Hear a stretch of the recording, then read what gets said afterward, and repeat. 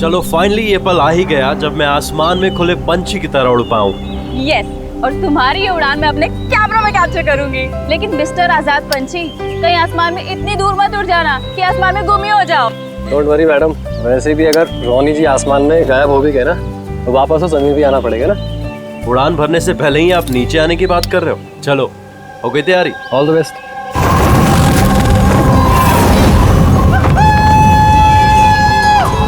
Yes, this is so much fun! Oh my God! Woohoo! Yes, come on, keep going, keep going. Alia, I love you! Ronnie, I love you too. वाह, लगता है काफी experience है इन उड़ान का। Of course, America में उसने काफी एडवेंचर स्पोर्ट्स ट्राई किए हैं, पंजी jumping, paragliding and what not. बस इंडिया में कभी कुछ ट्राई नहीं किया था, और अब जब इंडिया में आए ही हैं हॉलिडे के लिए, तो क्यों ना कुछ ट्राई करें।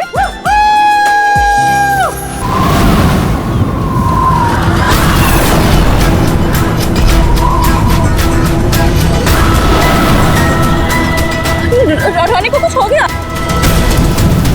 जॉन से कुछ हो गया, देखो।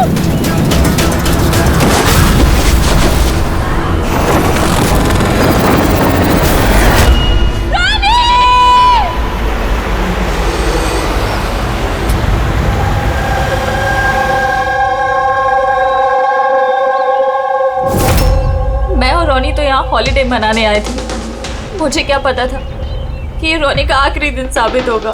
आलिया, हम जानते हैं ये घड़ी तुम्हारे लिए मुश्किल है, मगर प्लीज हिम्मत से काम। अब मैं न्यूयॉर्क जाके उसके डैड को क्या जवाब दूंगी कि मैं आई तो उसके साथ थी, लेकिन लौट अकेले रही हूँ। आपको किसी पे शक है? कौन मार सकता है रोनी को? सर, रोनी को कोई क्यों मारेगा? हम तो यहाँ किसी को जानते तक नहीं। कहीं ऐसा तो नहीं कि इसका कोई दुश्मन अमेरिका से इसका पीछा करते हुए यहाँ तक आ गया? नहीं सर, रोनी का कोई दुश्मन नहीं था। He was such a lively person, सब उसको पसंद करते थे। तो तुम्हारा कहना है कि यहाँ पे इंडिया में कोई रिश्तेदार, कोई दोस्त, कोई परिवार वगैरह नहीं है यहाँ पे? ये देश हमारे लिए अजनबी है सर। सब कुछ ना इन पैराग्लाइडिंग वालों ने किया है। Please sir, arrest them. आप हमें दोष मत दीजिए, रोजी रोटी है हमारी, हम क्यों मारेंगे किसी टूरिस्ट को? तो किसने मारा रोनी को फिर? सर, ये मुझे भी समझ में नहीं आ रहा है, 3000 फीट की ऊंचाई से गोली कैसे चली, किसने चलाई? तो रोनी 3000 फीट की ऊंचाई पे उड़ रहा था? हाँ सर, और मैंने खुद गियर चेक किया था, कोई भी खतरनाक चीज नहीं थी उसके अंदर। और उसके आसपास किसी को उड़ते हुए देखा आसपास? नहीं सर, कोई भी नहीं था। आसमान एकदम साफ था, रेडियस भी क्लियर था, और वो अपनी उड़ान एंजॉय भी कर रहे थे। पर सडन पता नहीं क्या हुआ, एकदम से धड़ाम से नीचे आके गिर गए। ये जो घाव है ना, तो ऐसा लगता है कि काफी दूर से गोली चली है, शायद किसी राइफल से।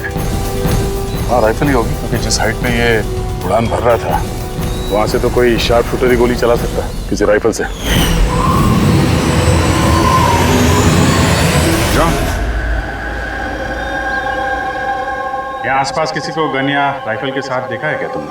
यहाँ पर गन लाना अलाउ नहीं है। आप असली गन की बात कर रहे हैं, वो दिवाली वाली पटाखे की बंदूक भी नहीं ला सकता कोई। आप लोगों ने देखा यहाँ पर किसी को? नहीं मैम, नहीं तो नहीं देखा। नहीं मैम। अच्छा आलिया, जब आप यहाँ पर आई रोनी के साथ, आपको किसी पे शक हुआ? कोई आप लोगों को फॉलो कर रहा हो, कोई आदमी जो गड़बड़ लगे? नहीं सर, ऐसा तो कोई नहीं था। तो क्या गोली आसमान से चली है क्या? सर, मैंने बताया ना, रोनी जी के आसपास में कोई उड़ नहीं रहा था, तो फिर आसमान से गोली चलाएगा कौन? हाँ सर, आसमान में कोई भी नहीं था। आप चाहें तो ये फुटेज चेक कर सकते हैं, इसमें कोई भी नहीं है साथ में।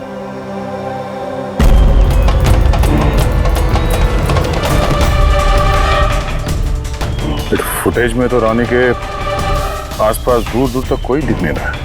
सर, जमीन से नीचे से ऊपर किसी ने गोली नहीं चलाई।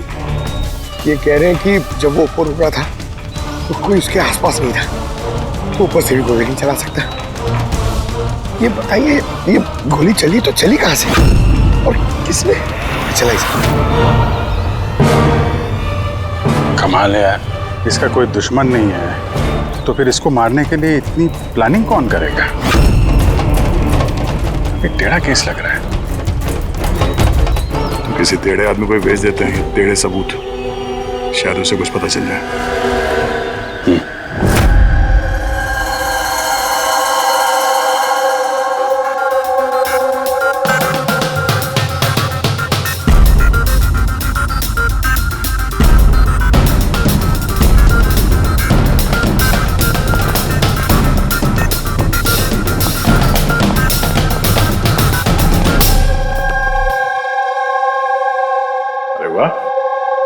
आज आप दोनों जिस कदर काम में डूबे हुए हो, ऐसा लगता है कि बहुत सारे सुराग देके भेजने वाले हो हमें यहाँ से।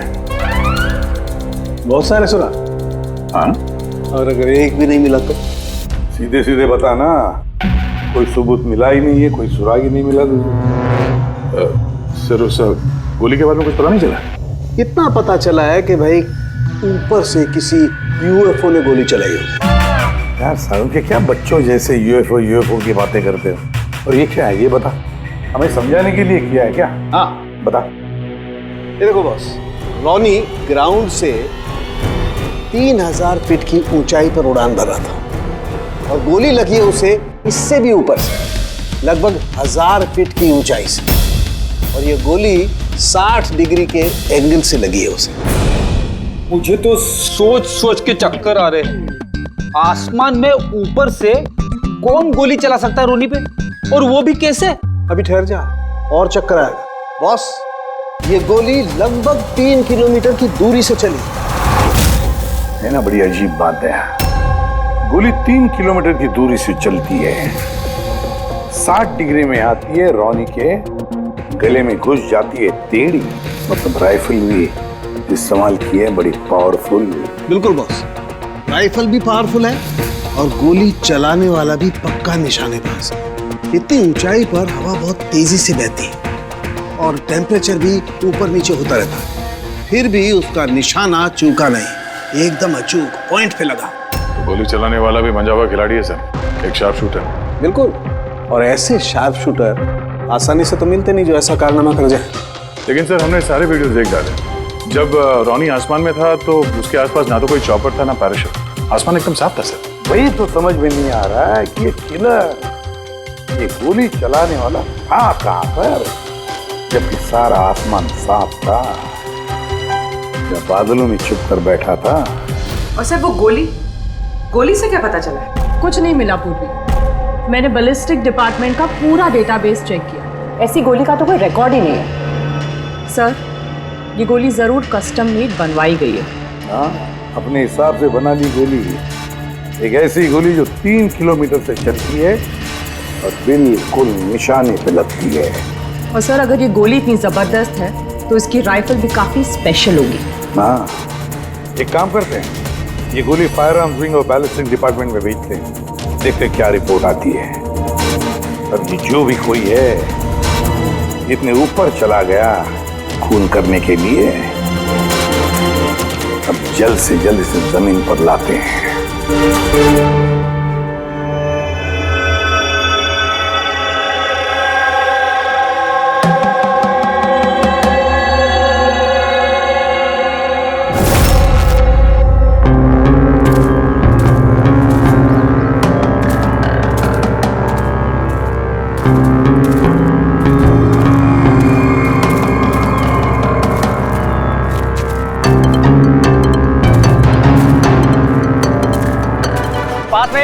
You can do it। यार गुरु, अब और नहीं चढ़ सकता, बहुत थक चुका हूँ मैं। बस नवीन, ज्यादा दूर नहीं है, 3000 फीट चढ़ चुके हैं, पास ही में। We can do it, come on।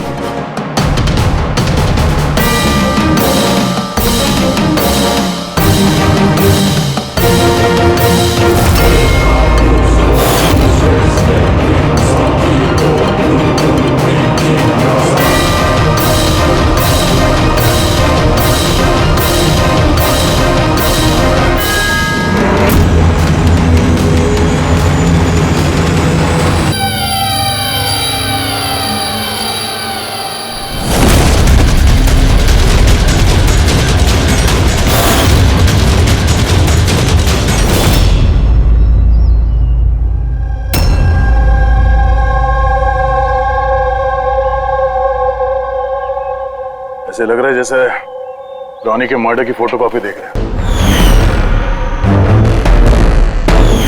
3000 feet की ऊंचाई पे ठीक वैसे ही गोली मारी है सर के पीछे। इसको भी ऊपर से गोली।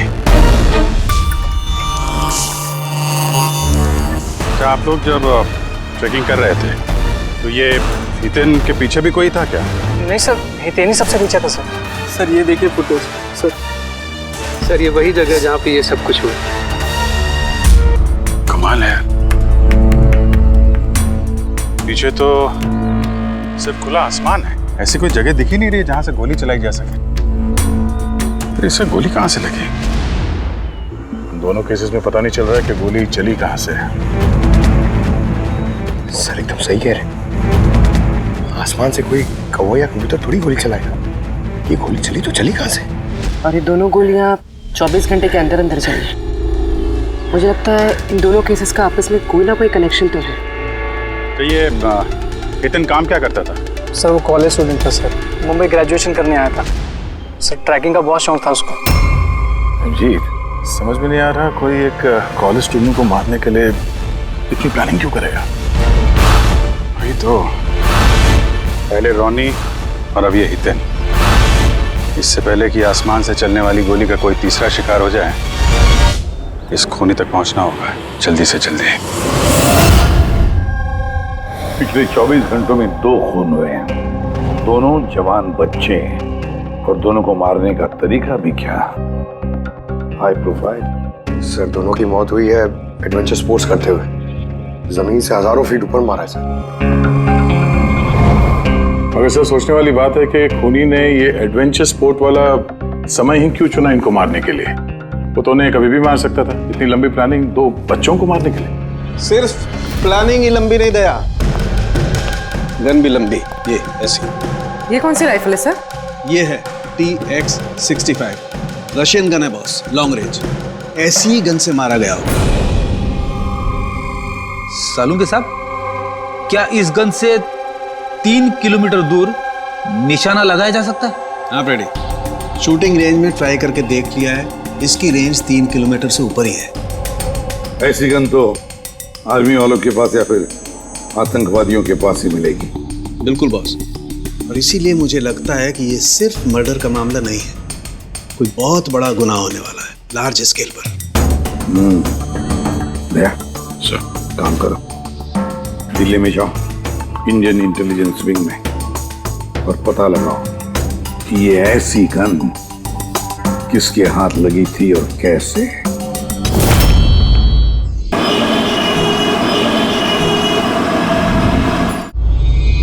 ये सारे खून इसी राइफल से हुए हैं, और आप लोग तो जानते हैं ऐसी हाई प्रोफाइल राइफल सबके हाथ में तो लग नहीं सकती। आप बिल्कुल सही कह रहे हैं सर, और गौर करने की बात तो ये है सर कि ये राइफल कोई खरीदना भी चाहे तो खरीद नहीं सकता। ये 1 या 2 पीस नहीं बिकती, पूरा का पूरा अलॉटमेंट होता है। तो पिछले कुछ सालों में जो आतंकवादी हमले हुए हैं उसमें ये इस तरह के राइफल इस्तेमाल हुए थे? जी हाँ। तो आपको किसी आतंकवादी गिरोह पे शक है? जी हाँ, अगर हमारा अंदाजा सही है तो हम जानते हैं कि इसके पीछे किसका हाथ है। कौन? इलवारे जिले में कुछ समय पहले हमारी आर्मी ने बहुत सारे हथियार जब्त किए थे। उन हथियारों में ये वाली राइफल भी। हाँ प्रताप सर, सारे आतंकवादी मारे गए, उनमें से एक आतंकवादी बचकर निकल गया और हमने उनके सारे हथियार जब्त कर लिए। Well done Pratap sir. और जो आतंकवादी भागकर गया है उसके बारे में सारे पोस्ट को अलर्ट कर दो। तो ये काम उस आतंकवादी का हो सकता है जो बचकर निकल गया था वहां से? जी हाँ, और हमारी इंफॉर्मेशन के मुताबिक ये आतंकवादी गिरोह जल्दी ही कुछ बड़ा करने वाला है। शायद ये उसी की शुरुआत हो। ये दोनों जुर्म कोई मामूली खून नहीं है, ये जरूर कोई बड़ी साजिश है, बड़ी साजिश, आतंकवादी हमले की साजिश। हाँ सर, और इस हमले को रोकने के लिए पहले इन आसमान से चलने वाली गोलियों का राज का पता लगाना पड़ेगा सर। और इस राज का पता करने के लिए हमें सबसे पहले ये पता करना पड़ेगा सर कि आतंकवादी रॉनी और हितेन जैसे आम आदमी की हत्या क्यों की। वैसे क्या कॉमन है इन दोनों खून में? सर, दोनों मर्डर हवा में हुए, दोनों बार गोलियां ऊपर से चली, हाई प्रोफाइल राइफल से। किसी प्रोफेशनल शार्प शूटर का काम है सर ये। और सर इन दोनों केसेस में कोई वैंटेज पॉइंट नहीं है, कोई ऐसी जगह नहीं है जहां पे बैठ के खूनी इन दोनों पे गोली चला सकता है। वैंटेज पॉइंट, वैंटेज पॉइंट, यही तो वजह नहीं हो सकती है? तो आप कहना चाह रहे हैं सर कि खूनी के पास कोई जगह नहीं थी बैठ के गोली चलाने की, और उसे ये पक्का करना था कि उसका टारगेट छूटे ना, उससे कोई चूक ना हो, इसलिए वो इन दोनों पे प्रैक्टिस कर रहा था। Exactly Abhijeet, exactly. वो निशानेबाजी की प्रैक्टिस कर रहा था। मतलब सर उसका असली टारगेट कोई और है? सर अगर कोई वेंटेज पॉइंट था ही नहीं तो फिर वो हवा में गोलियां कहां से चला रहा था? पंकज, तुम्हारे सवाल का जवाब तुम्हारे सवाल में ही है। ये बताओ कि मेरा मतलब है इंसान हवा में कैसे उड़ता है बिना पंखों के? सर एरोप्लेन से या फिर हेलीकॉप्टर से। बस तुम्हारा जवाब मिल गया। लेकिन सर वहाँ क्राइम सीन पे ऊपर आसमान में कोई चॉपर तो उड़ नहीं रहा था, ना ही कोई केबल कार थी वहां पे। तो दया कुछ और होगा, कुछ और होगा। अभिजीत, मैप निकालो। वहां उस पैराग्लाइडिंग और माउंटेनियरिंग कैंप के आसपास देखो। मेरा मतलब है ऐसा कुछ है क्या जहां से आदमी हवा में उड़ सके? जंगल है और हाँ, ये 2 हॉट एयर बैलून रेंजेस भी हैं। सर देखो, जहां पर खून है उसके आसपास कितने रेडियस में है ये? सर ये दोनों 60 किलोमीटर के रेडियस में है। तो एक बात तो पक्की हो गई, खूनी वहां पर उस हॉट एयर बलून में बैठा था और वहीं से उसने गोली चलाई 3 किलोमीटर की दूरी पे। सर अगर किसी को हॉट एयर बलून की सवारी करनी है तो पहले से बुकिंग करनी पड़ती है, कोई ऐसे ही नहीं जा सकता। कोई बात नहीं, तो वहां उस हॉट एयर बलून रेंज के ऑफिस में जाकर पता लगा कि ऐसा कौन सा टूरिस्ट था जिसने उन 2 दिनों में दोनों हॉट एयर बलून में सवारी की थी। ये टोटल 12 लोगों की लिस्ट है जो उस दिन हॉट एयर बलून में बैठे थे। कुछ लोग अलग बैठे थे और कुछ लोग ग्रुप बना के बैठे थे। तुम्हें कुछ याद है कि इनमें से कितने लोगों के पास कोई सामान या कोई बैग्स थे? या फिर कोई बदमाश जैसा दिख रहा हो? नहीं, बदमाश तो कोई नहीं लग रहा था, लेकिन एक बूढ़ी आंटी थी जिन्होंने बैकपैक रखे हुए थे और वो चश्मा और टोपी भी लगाई हुई थी। हाँ, हम भी हैरान थे कि इस उम्र में ऐसी ट्रैवलिंग का जज्बा। और जब फोटोज खींची जा रही थी तो वो शर्मा रही थी और अपना मुंह छुपा रही थी। ये बूढ़ी आंटी शार्प शूटर सुनने में थोड़ा अजीब नहीं लग रहा है? हाँ सर, नहीं पायलट हुई सर। 25 फरवरी को कुल मिलाकर सर मैंने 6 लोगों को एयर बैलून की सवारी करवाई थी और 2 लोगों को दिनेश ने सर। अच्छा, तो उनमें से कोई गड़बड़ टाइप का आदमी लगा या जिसके पास कोई सामान वगैरह हो? सर ऐसा तो कोई नहीं था। हाँ, एक बुजुर्ग आदमी था, पता नहीं बात बात पर क्यों चिल्ला रहा था। शायद उसका मूड खराब था या खड़ूस था शायद। उसके हाथ में कुछ सामान था क्या? सामान तो नहीं था। हाँ, बैसाखी लेकर चल रहे थे। बैसाखी लेकर चल रहे थे? तुम लोग की हिम्मत कैसे हुई मेरी तस्वीर लेने की बिना मुझसे पूछे? जरा भी तमीज है कि नहीं है? उड़ाओ उसे, उड़ाओ। अच्छा, फोटो खींचने पे नाराज हो गए? कितनी अजीब बात है ना सर। लोग हॉट एयर बलून पे रोज रोज तो बैठते नहीं हैं, तो वो खुद ही फोटो खिंचवाना चाहते हैं ताकि वो इस मेमोरी को हमेशा अपने पास रख सकें। और कोई खास बात याद है उनके बारे में? सब पता नहीं, बतानी चाहिए या नहीं? नहीं, बोलो, जो भी याद है खुल के बताओ। उन्हें चलता देख के लग नहीं रहा था कि उन्हें बैसाखी की जरूरत होगी, पर फिर भी उन्होंने बैसाखी पकड़ रखी थी।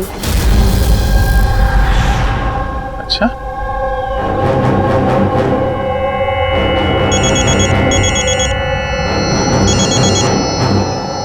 हाँ सर। अपूर्वी, कुछ मालूम पड़ा? सर यहाँ पर एक बूढ़ी औरत आई थी और उसके हाथ में एक बैकपैक भी था। और हाँ, फोटो खिंचवाने से भी ऐतराज कर रही थी। अच्छा, यहाँ भी एक बूढ़ा आदमी आया था हॉट एयर बलून में बैसाखी लेके, और उसे भी फोटो खिंचवाने से परहेज था। सर कहीं ये बूढ़ा आदमी और ये बूढ़ी औरत एक ही इंसान तो नहीं है? एग्जैक्टली, वही शार्प शूटर। उसके बैग में और इसके बैसाखी में वो राइफल था जिससे ये खून हुआ है। और सर दोनों दिन ये ऊपर अकेला ही गया होगा, क्योंकि अगर किसी और टूरिस्ट के साथ जाता तो फिर राइफल सेट करने में और निशाना साधने में काफी मुश्किल हो जाते। नहीं पूरी, मुझे लगता है वो अकेला तो नहीं गया होगा।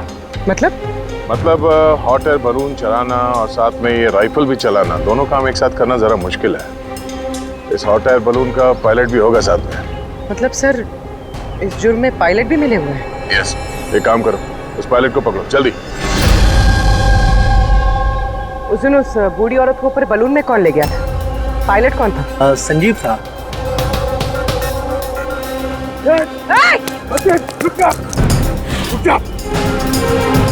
ना तुम मुझे मार पाओगे और ना ही उसे। ये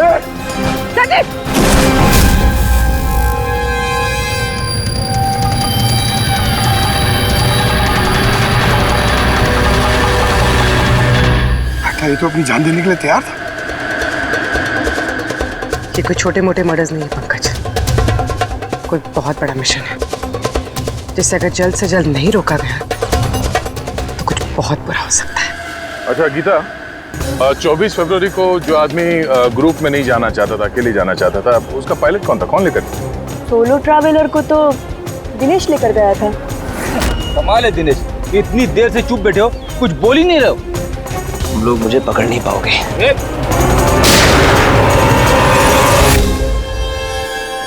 अभी यमराज तुझे अपॉइंटमेंट देने के मूड में नहीं है। जब तक हमारे सवालों का जवाब नहीं मिल जाता तुझे जिंदा रहना पड़ेगा। चल। मार लो, जितना मार सकते हो मार लो, मुझे कोई फर्क नहीं पड़ता। वैसे भी तुम्हारे इन कानून के कमजोर थप्पड़ों में इतनी ताकत नहीं है कि मेरी जुर्म की मजबूत हड्डियों को गला सके। समझे? तुम्हारे साथ जोर जबरदस्ती करना होता तो उसके लिए तो 2 मिनट का काम है हमारे लिए,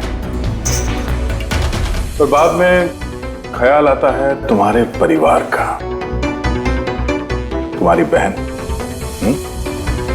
अगले महीने उसकी शादी है ना? कैसा लगेगा उसे कि उसकी शादी हो रही है और शादी के वक्त उसका भाई इस दुनिया में नहीं है? हाँ? और तुम्हारी माँ हर महीने खर्चे के लिए पैसे भेजती हो ना, तुम्हारे जाने के बाद कौन ख्याल रखेगा उसका? कभी सोचा इसके बारे में? हाँ? नहीं? चलो, अब भी मौका है, सरकारी गवाह बन जाओ। वादा करते हैं तुम्हारे जेल जाने के बाद तुम्हारी माँ का ख्याल हम रखेंगे। सच? मतलब पूरा ख्याल रखोगे? पूरा ख्याल? हाँ, तुम्हारी माँ का पूरा ख्याल रखेंगे। तुम बस ये बताओ कि किसके लिए काम करते हो? तुम्हारा बॉस कौन है? बता दो, पक्का बता दो? हाँ बताओ।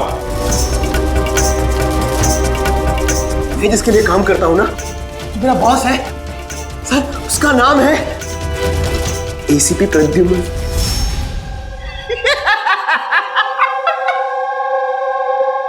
एसीपी प्रद्युमन, जाओ पकड़ लो और गिरफ्तार कर लो उसे। कहा था ना, मैं कुछ नहीं बताने वाला, जो कर सकते हो कर लो। सीआईडी वाले, सीआईडी। ओ बॉस, बॉस।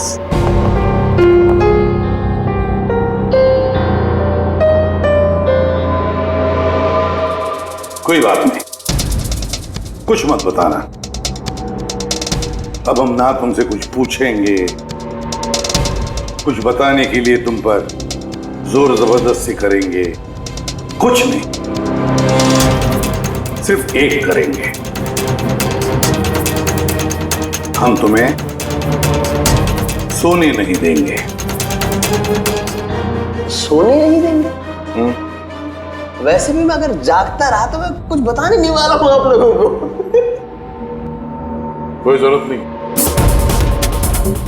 कुछ मत बताओ, पर सोने नहीं देंगे तुम्हें। ओके? यार दया, मैंने तो सुना है कि आदमी खाने पीने के बगैर तो काफी दिनों तक सरवाइव कर सकता है, लेकिन सोए बिना कितना तड़पेगा ये बेचारा। बड़ी बुरी मौत मरेगा, मुझसे तो देखा नहीं जाएगा।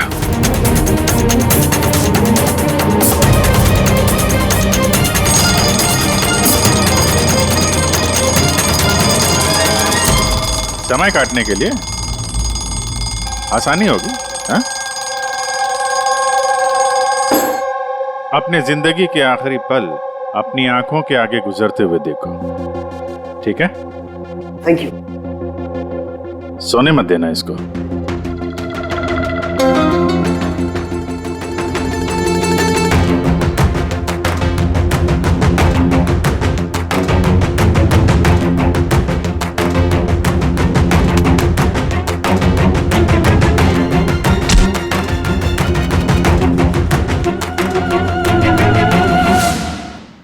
Ready sir. अरे कहाँ हो यार?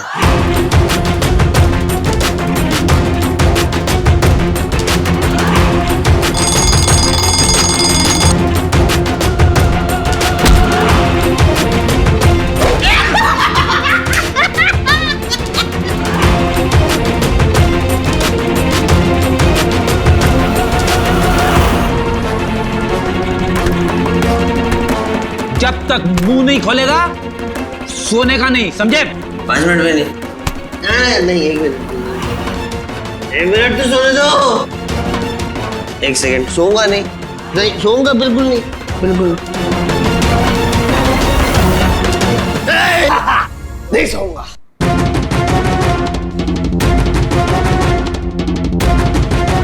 बस अब टूटने वाला ही है।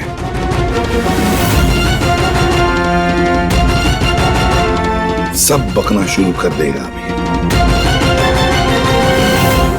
बल्लू, बल्लू नहीं सोएगा तू?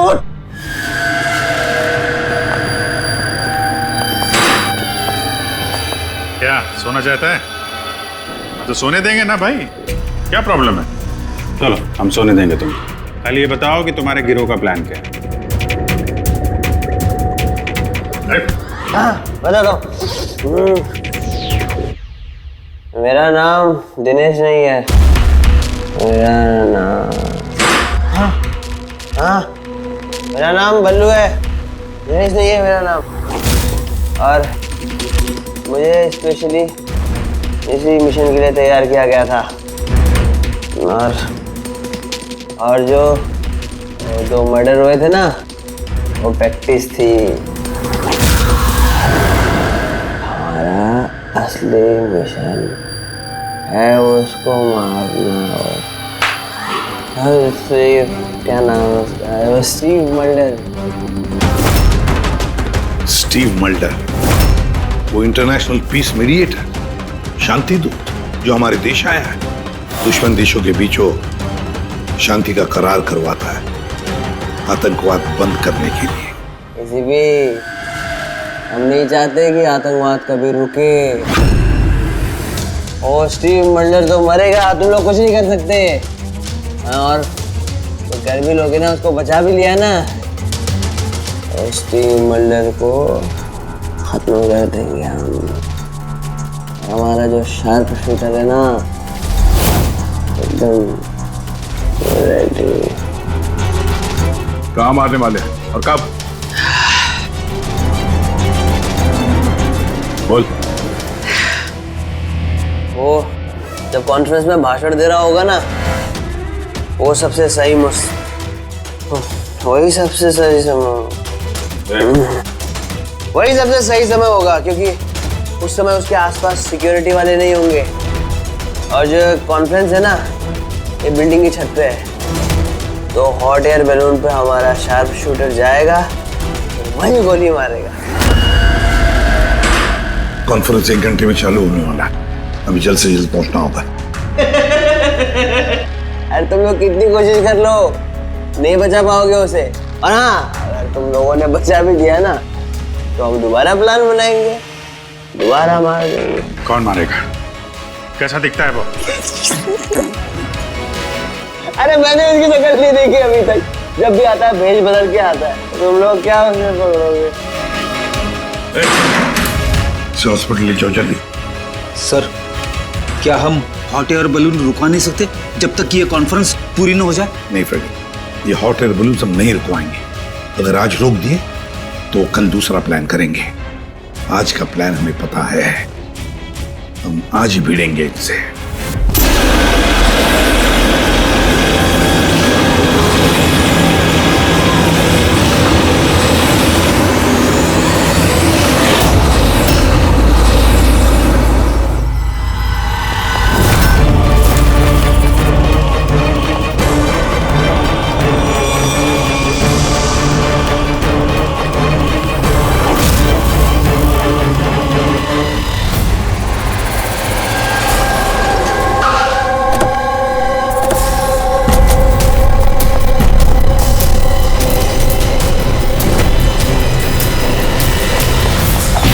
CID, मिस्टर स्टीव मर्डर का है। ऊपर कॉन्फ्रेंस में।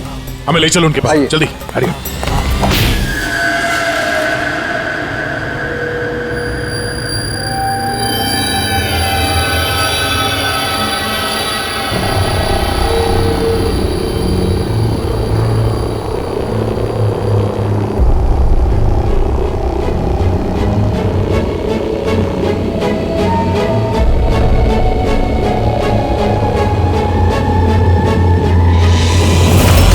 सर यहाँ पे 4 बलून है, 2 हवा में है और 2 रेडी हो रहे हैं उड़ने के लिए। मेरे सामने जो बलून है सर, उसमें एक कपल है और वो लड़के के पास एक बैकपैक है। नजर रखो उन पे, कौन कौन आ रहा है, कौन कौन जा रहा है, सब पे ध्यान रखना। ओके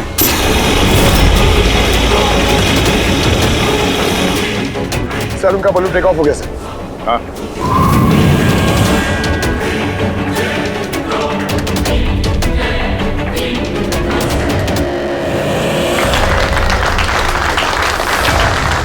इस दुनिया में टेररिज्म क्यों है, ये क्वेश्चन बहुत जरूरी है।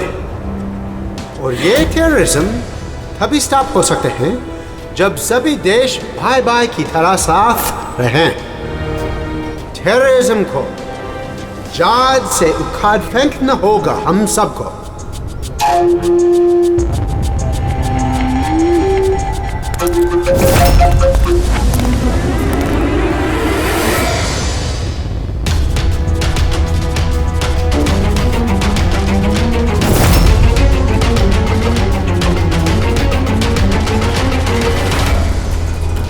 तो म्यूजिशियन है, उड़ने की तैयारी में है।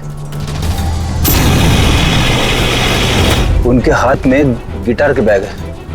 अब ये बताना मुश्किल है कि अंदर गिटार है या गन।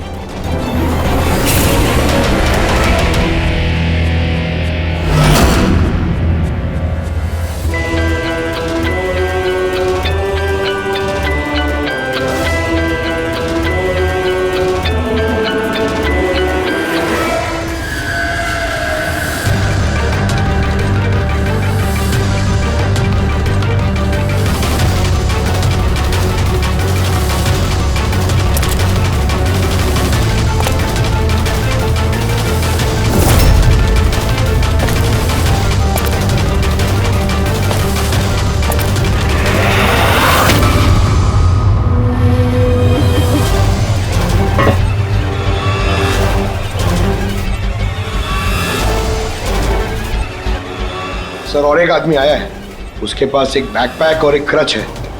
वेट करते हैं।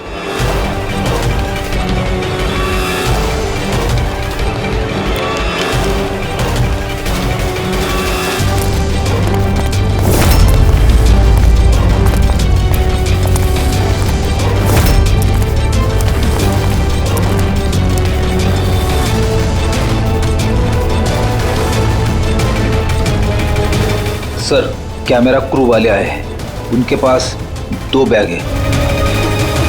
Camera crew?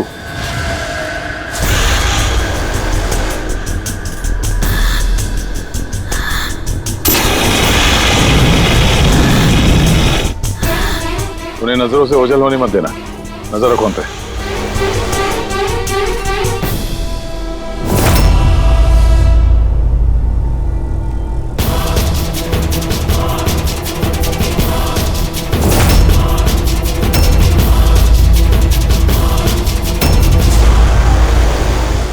यहाँ तो बहुत सारे बलून उड़ रहे हैं। सुसाइड बॉम्बिंग क्या है? कोई खुशी खुशी हो अपनी जान देने को कैसे रेडी हो सकते हैं? जिंदगी अनमोल। Oh no. We need to respect ये सारे बलून? life। और हर देश वो कौन सा बलून होगा जिसकी हमें तलाश है? लगता है भेष बदल के आया है। ये तो शक्ल से कुछ गड़बड़ लग रहा है।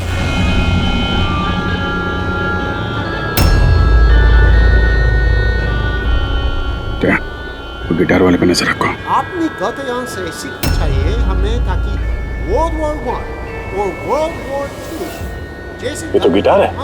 चल क्या रहा है? ये ऊपर जाके ये लोग म्यूजिक बजाने वाले हैं क्या? बाकी तो सारे बलून्स निकल गए, एक रह गया।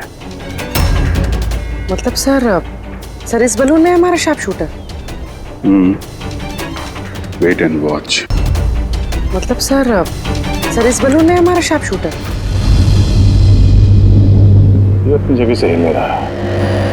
Camera crew. सर ये कहाँ गायब हो गया?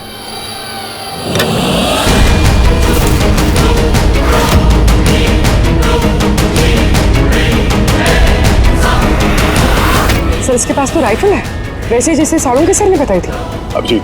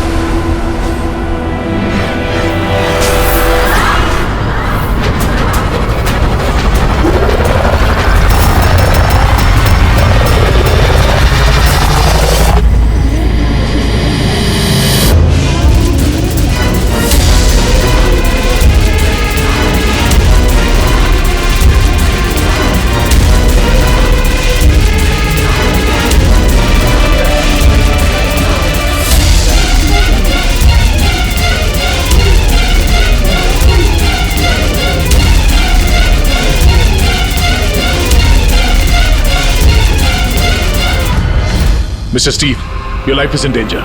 आपकी जान को खतरा है। आप क्या करें? We have a plan. Thank you CID. अगर आप लोग आज सुबह वक्त पे नहीं आते मैं जिंदा नहीं होता। देखिए मिस्टर स्टीव, खतरा अभी गया नहीं है। अभी खून ही पकड़ा नहीं गया है, इसलिए बी सेफ हैं। Be careful. Okay Freddy, Pankaj, उस बलून पे नजर रखना, आंखों से ओझल होने मत देना। हाँ सर, हम लोग बलून को ट्रैक कर रहे हैं।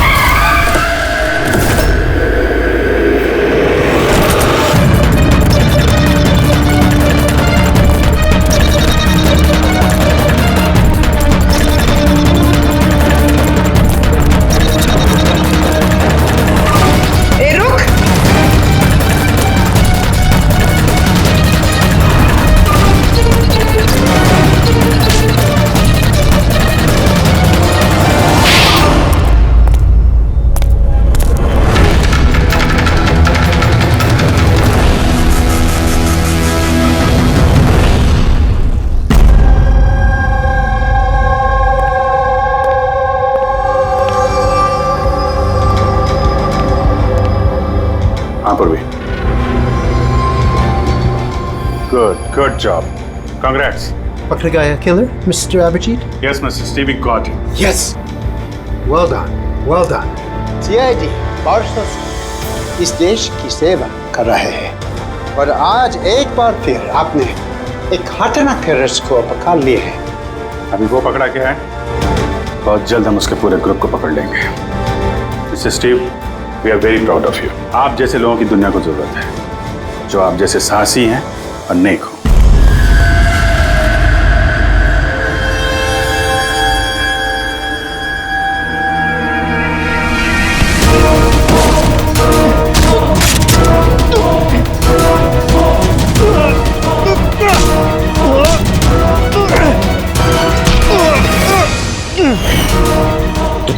भेस बदलकर रोनी और हितेन का खून किया था। तो मिस्टर शार्प शूटर, अब जेल की उड़ान भरना फांसी पे छूटते हुए समझा। तुम्हें क्या लगता है तुमने मुझे पकड़ लिया तो स्टीव जिंदा बच जाएगा? कभी नहीं। हमारी तादाद इतनी ज्यादा है कि तुम्हारा कानून हमें ढूंढते ढूंढते थक जाएगा, लेकिन हम खत्म नहीं होंगे। खत्म होगा तो तुम्हारा ये देश। एक खटमल हमारे देश पे बुरी नजर डालने वाले आए और चले गए। जानता है हमारे देश को आजाद हुए कितने साल हो गए? 70 साल। और पिछले 70 सालों में हमारे देश के वीरों ने न जाने कितने आतंकवादियों का खात्मा किया है। आज तेरी बारी है, कल तेरे साथियों की बारी होगी। हमारा देश रहेगा और खुशहाल रहेगा। और अगर इस देश से किसी चीज का खात्मा होगा, वो है आतंकवाद। समझा? आतंकवाद।